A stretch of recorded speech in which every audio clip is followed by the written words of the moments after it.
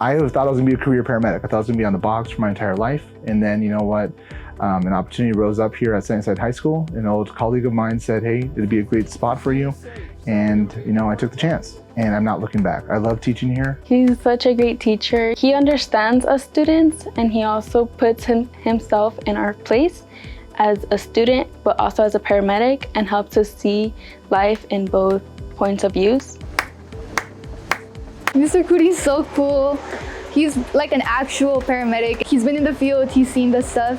And so like whenever we see something or like we get scared for something, he's like, this is a totally normal reaction. He's able to teach us how we could process the emotions. I love it. I love being the lectures. I love, you know, explaining what I've done in the field, taking what I've learned in the field and showing it to the students. That way they can understand where we're coming from and how to do things. We get certified in CPR. We also get EMT certified. We also do a lot of skills like vital signs, glucose. It's like very helpful. We have a lot of like medical knowledge, like medical terminology and all that stuff, which I will have to learn eventually, but it's nice that I get to learn it now.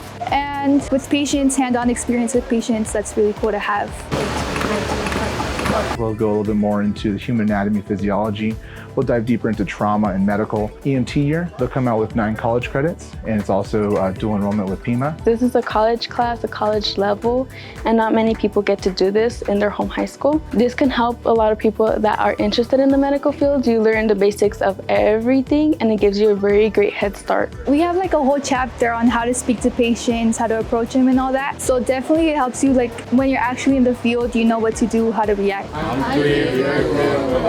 No one touching the patient? I'd like to hope that as we go through patient assessments, we start talking about how to communicate with others. They're taking that with them and applying it to whether they want to go into work at a restaurant, they want to go to college.